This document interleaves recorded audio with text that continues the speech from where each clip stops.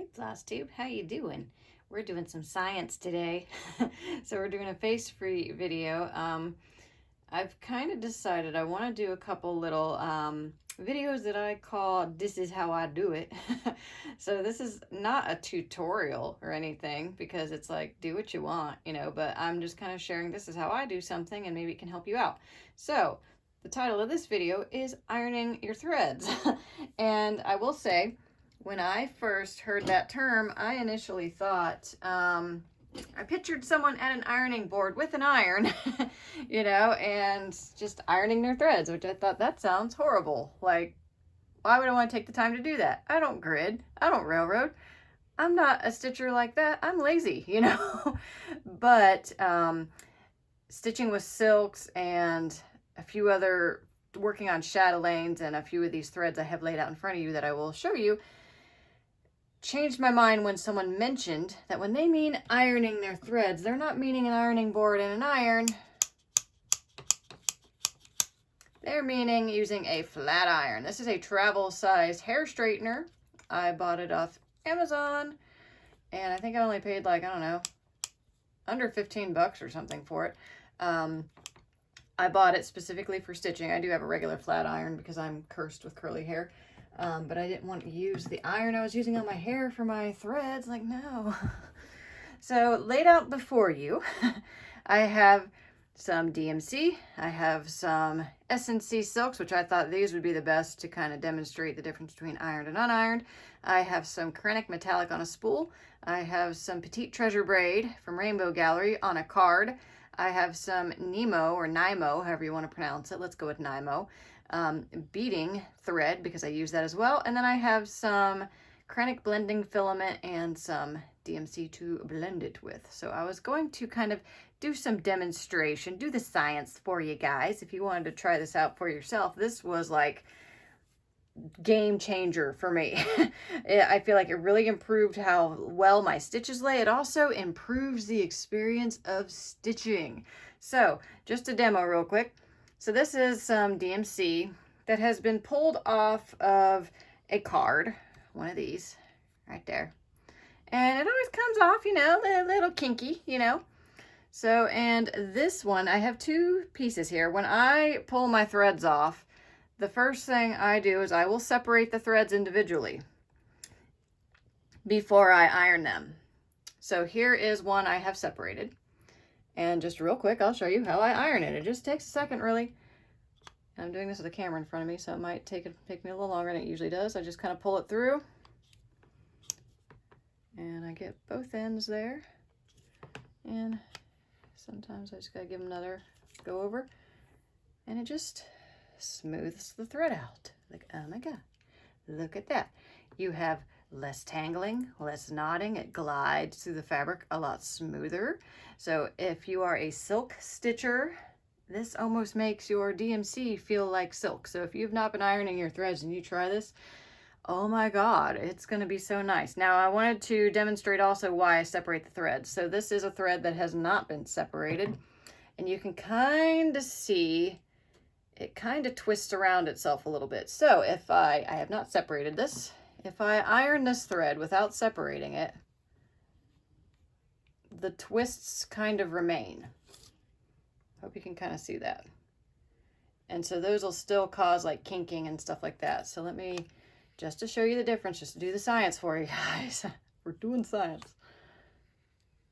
You can kind of see it unravel a little bit as I go down there, but it still kind of kinks up on itself a little bit. So I don't know if you'll be able to see this on camera, maybe, let's see. But, so this is the thread on the right that has been separated. The thread on the left has not. So as you can see, the one on the right's just a little smoother. And I feel like the sheen's a little bit better, and I think that's because all the threads are laying a little separate. And you can see on the left, the twisting. Hope you guys can see that. I hope this is helpful. But yeah, so that's why I separate the threads, then iron them. It really doesn't take that much time. I mean, the way I did it for you, I was going a lot slower just because I have a camera in my way right now and I'm not used to that. So, and then silk-wise, ironing your threads makes the silk feel like silk. So just to show you kind of a quickie, this thread's already been ironed. Which one do you think you'd rather stitch with? This one, that, and you can kind of see like, oh, it's just got a lovely like drape to it when it's been ironed. Oh. Yet when it's not been ironed, it's all, especially this particular brand, which that's why I picked this. This is a Silken Colors silk. And when I was doing one of my first chatelaines, that's when I started stitching with silk, and I was so excited. Oh my God, I'm going to be stitching with silk. Well, because this thing is so kind of tightly twisted, and it's kind of, I don't know, it's just so tightly wound that when you separate it, this is a 12 ply, by the way, so you have to separate it a lot to get to 2 threads. When you finally pull it off, you got this kinky crap. So when I was stitching with this, you know, and I'd heard all these stories about, oh my God, stitching with silk, it's so amazeballs. Well, then I'm stitching with this stuff and it's knotting, it's kinking, and it's dragging, you know, because it's all twisted and coiled. And I was like, what the hell? Like, I've been punked. So once I finally started ironing, oh my God, that made all the difference. That, and I don't know if you can tell, it really kind of makes the silk have that classic silky sheen. I know that's probably hard to see. The camera keeps wanting to focus in the wrong spot. Thanks, camera. But I hope you can kind of see that. And also, I definitely separate this, you know, because otherwise it's just going to stay kinky. So let's try another experiment. I'm going to iron one end without separating it. So there's one end. And it's funny, when you iron silk, it definitely has kind of a different drape to it. It's got like a heavier drape. Those of you that are like costume designers and work with fabric will kind of know what I'm talking about with the drape. So I'm going to separate this portion. And just because I'm not doing the whole thing, let's see how they twist together again. So I separate them and I let them go and let them spin out. So these two are probably good now. So I'm just going to iron this in. Let's see if this does anything. Science. So I know this is boring, just watching me ironing threads out of focus and out of frame. Sorry guys, I'm trying. I'm really trying. I'm a shitty YouTuber. But anyways, okay, let's see if you can tell the difference. So this end has not been separated and this end has. You can kind of see, I think, because this one's still, see how it's still wound up on itself? So it doesn't have that even uniform sheen. And this will still kind of knot up and resist going through the fabric smoother. So this makes your stitches look neater, and it also just feels more luxurious going through the fabric. So just to fix this now wonky thread, I'm going to separate the whole thing and just show you how much twisting goes on here. Hopefully I can get this on camera. And you really got to separate them. And, whoops, you missed it. My bad, that was my fault. But you really got to separate them and let them hang. And then rejoin them, straighten them out, and give them an iron. But yeah, I think you get the point. You guys are smart. Get off me, get off me. Okay, so then metallics. You do got to be a little careful with metallics. It's synthetic. You can melt them if you go too slow. But, so this is, you know, your typical spool. This is a number 4 braid. It's always very coily when it comes off. And so this will make it knot up as you're working with it. But if you, hang on, there we go. And I'm pretty quick when I iron these, so see how quick that was. And it took the kinks all out of it. So a lot of times I will kind of do this like I'm brushing hair real quick. That's all it took. And now it is perfectly straight. Now, I'm not going to say this is going to completely erase all of your problems with knotting threads. Sometimes when I iron my threads, I will still get things knotting up or, you know, misbehaving in some way or another. But it is way less than when I was not ironing my threads.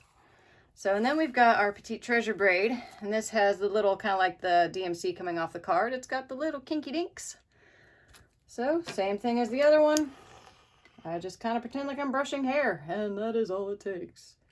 It is just that easy, like Sledge-O-Matic. So, but again, I go super quick. Since we're doing science, I've actually never melted threads, but let's see how long it takes. I feel it doing weird stuff. Yeah, weird stuff's happening. I'm kind of scared. Like, I don't want to ruin my iron and get, like, I don't know, melted. Oh, there we go. See? So this is a number 4 braid. So it's a little thicker than blending filament. That took, we'll have to check on the camera how many seconds it took for that to melt. I was pulling a little bit too. So I think it is safe to iron it for at least a couple seconds, you know, nothing bad's going to happen. Then I also, same thing with this one I'm beading, you know, it's been rolled up, so it's got a little bit of a kink to it as well. And real quick, I just pull through and just to take the kinks out, you know, because then it glides a lot smoother. And since I have started ironing my beading thread, I wasn't doing it all the time. This is Nymo, my favorite. And since I have started doing that, like, it almost too, like, this stuff has a little bit of a stretch to it. When you iron it, it kind of takes the stretch out. So I haven't had any issues with beads becoming loose since I've started ironing it. So that's a fun thing. You just shove all the ironed stuff over. And then this part, now this, ugh.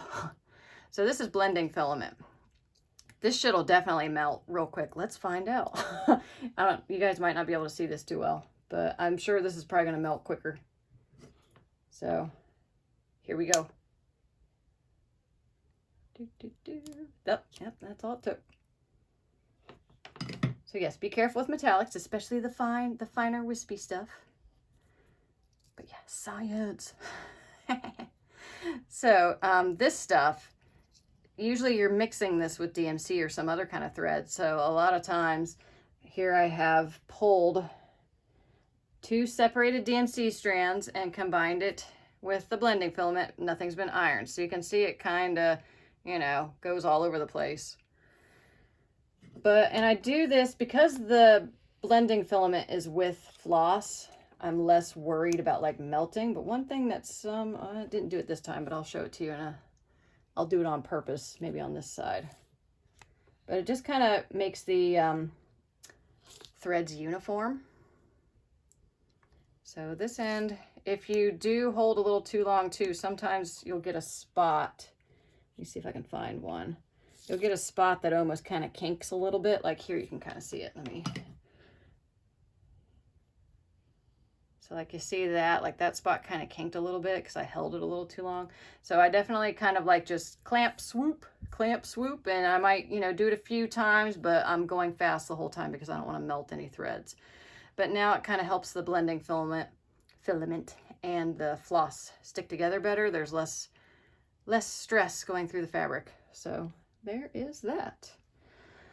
So yeah, that's how I iron my threads. And then for my iron, I noticed, I don't know if I can show you this, probably not. I think my chart's in the way, but I was leaving it on my desk and I noticed the paint started kind of peeling up where my iron was. So I realized I needed something.